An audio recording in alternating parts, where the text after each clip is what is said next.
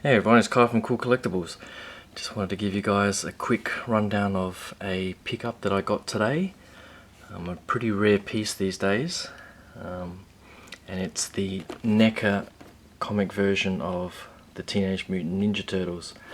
Now I think this was released back in 2008 or 2007, I think yeah, 2008, where they had each of these versions in a clamshell, and they also released a 4-pack with the diorama pieces, and then they also released each of these individually in the tube packaging with just their weapons, and this 4-pack with just their weapons. So there were a few versions of the coloured Ninja Turtles, and also the SDCC exclusive for the black and white versions to be representative of their original look in the cartoon.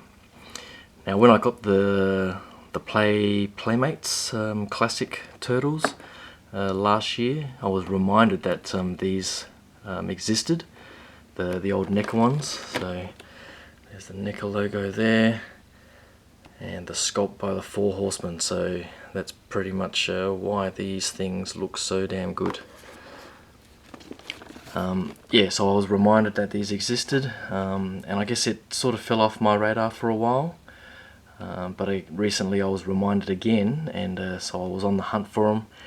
And originals like this 4-pack are pretty damn pricey, and I couldn't believe that's the original price they came in, which is what, 6 years ago now. And let's just say I paid well, a shitload more than that off a fellow collector. But once I saw that he had a pretty mint, unopened original 4-pack, genuine 4-pack, I just couldn't resist. And I keep saying that these are genuine because if you look on eBay, there are a hell of a lot of knockoffs from China that are in the tube packaging. And if you see the tube packaging, 99% of the time it's going to be a knockoff from China. So the only real way that you can guarantee that you're getting a genuine product is if you get a 4-pack like this, or you get the clamshells, the original clamshells that they came in, which are the rectangular ones, not the tube packaging. So that's pretty much the only guaranteed way that you know that you're getting a genuine original.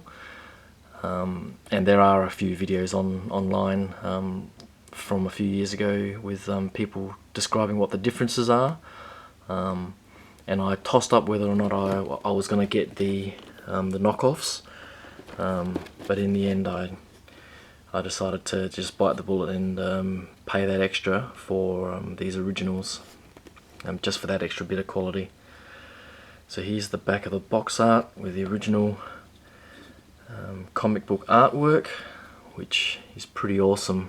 Now I was also almost going to get the I think they've got those, what they call the Ultimate Collector comic books that collate all of the original comic issues together in different issues, all the different volumes. Now I was going to get that, but I was told that some volumes have missing, they somehow skip issues for some reason. So I'm still in two minds about whether or not I want to get those volumes, but just the original comic book look of these guys is something I couldn't resist. They just look sensational.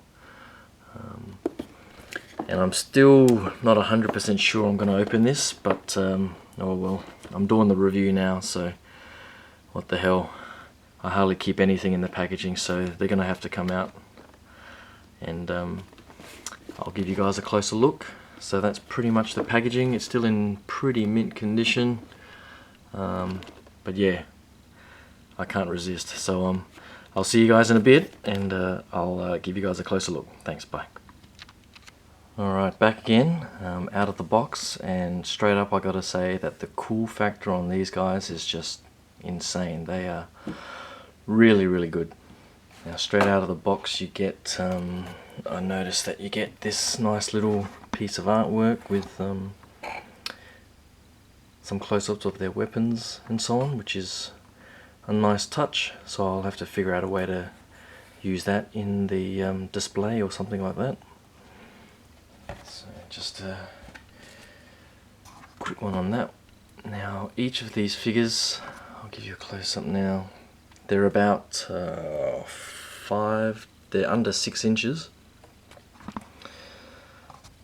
So this one is Donatello.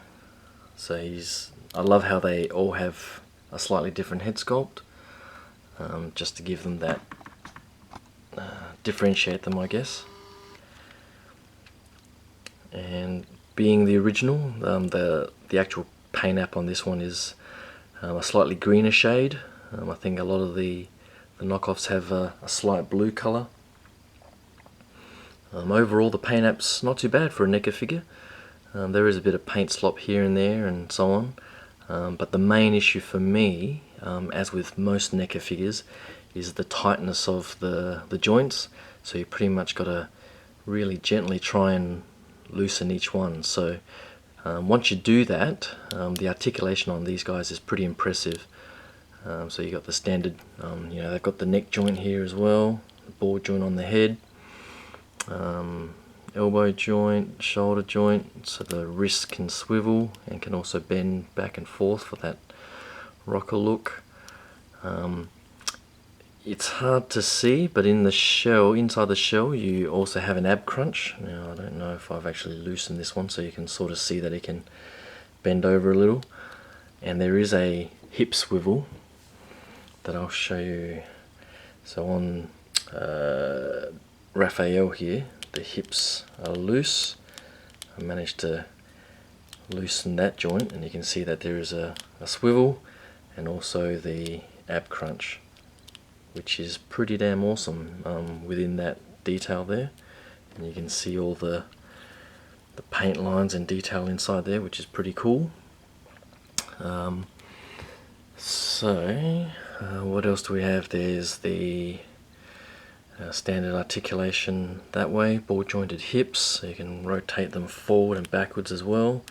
Now there is a thigh swivel, and on most of mine I can only get one to be loose. So that one there is loose, but no matter how I try, I just can't twist that, and I don't want to risk breaking it. So I don't know if you've got any tricks that you can recommend, let me know. I don't know if it's just the old blow dry trick on there or not. The other tricky part with the joints is the double jointed knees. Some of mine are really tight on either the top joint or the bottom one, so just be careful there. I think on this one I don't even know if I can bend any of them. Oh, there you go, I can bend the top one but not the bottom. And I did see quite a number of reviewers mention that these knee pads are pretty delicate, so I think they've only just glued on, so they could come off very, very easily. So just be careful of that. And the standard sort of ankle joint there. I can't really see much of an ankle rocker, which is a bit of a disappointment, but other than that, that's what you get. So the detail is, and an accuracy to the comics is amazing. I love the black lines to accentuate some of their features and so on, which is pretty much comic accurate. Another thing for those who are looking to get knockoffs, this piece is quite soft, so a lot of the plastic on the originals is quite soft, so here it has a bit of give for the articulation in the legs, and in the bandanas here it's pretty soft plastic, but in the knockoffs I've been told that a lot of that is hard plastic, so just be careful there. And I love the black accentuating lines on the mask there. So that is Donatello, and here's his bow staff, which is really nicely detailed.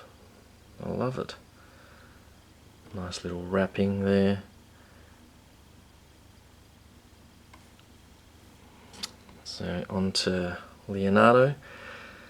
So the leader, slightly more aggressive look, same articulation, and this time he's got his sheaths for his katanas.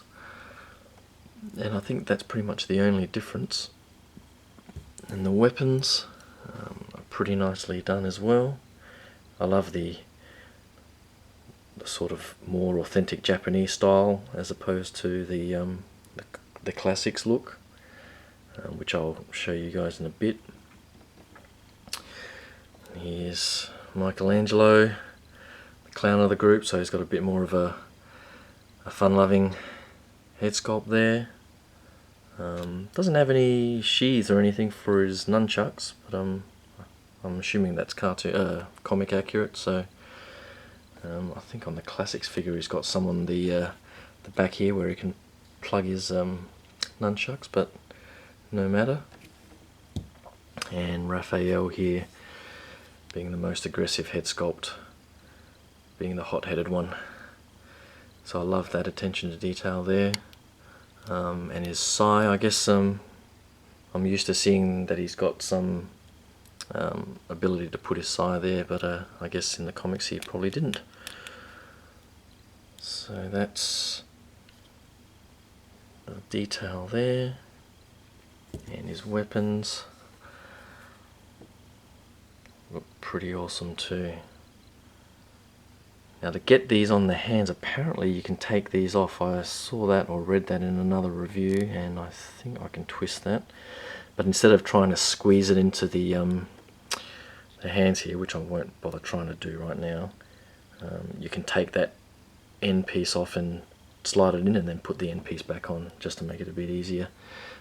Because apparently those hands are pretty hard to get the weapons in. So if I just zoom back out, I'll give you guys a quick comparison.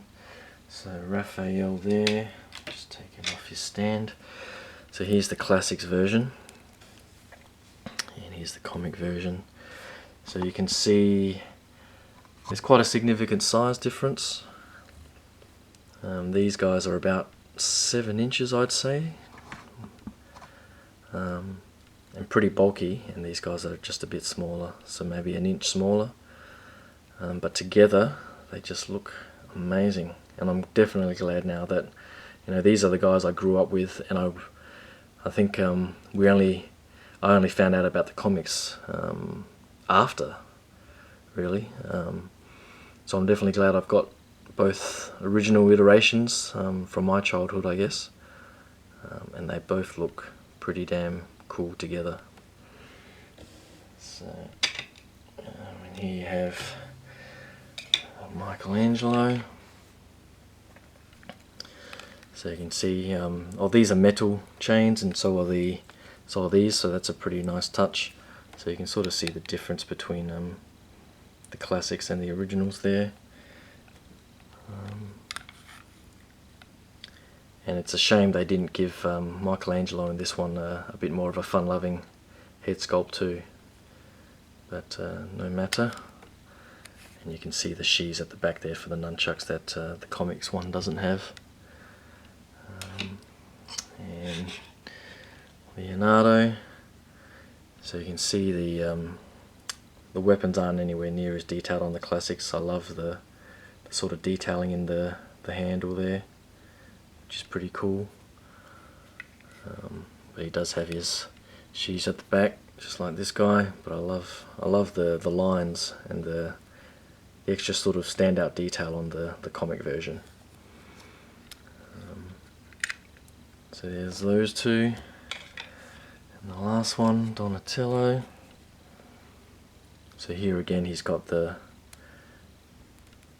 I guess the sheath on the back to put his staff, but nothing on the comics version. But I guess the same sort of aggressive look. So there you have it. The originals from the comics and the classics. I'm definitely glad I got them, and I'm actually glad I opened them too. So I'll try and gently loosen up all the joints over the next few days. If you got any other ideas other than blow dries, I don't really want to put the legs in hot water, just in case that sort of melts the glue on the knee pads. But if anyone can sort of give me any tips, because I'm bloody hell, I'm trying to loosen up those thigh joints there, the swivels, and they just won't budge on some of them. So if you got any tips on how I can do that, that'd be great. But other than that, I hope you guys like that quick look. I think the originals, if you're after them, they're pretty damn rare and pretty damn expensive too. So, I mean, I've heard the knockoffs are pretty good, and on display you probably can't tell that much of a difference. So if you're not that anal about it, go on to eBay, and there's plenty of cheap knockoffs. So check them out. I think there might be one or two other places that I might have stumbled across that still have the originals. I can't quite remember what they are. I thought Toy Arena might have had some, but yeah, I'm not sure if they still had stock or not. So yeah, happy hunting if you're looking for them. They are definitely worth having if you're a Turtles fan, and I guess with the Michael Bay movie coming out, you know, the Turtles are just gonna get back into the mainstream. So I'm definitely happy to have these in the collection. So hope you guys like that quick look, and I'll talk to you guys soon. Thanks a lot. Cheers. Bye.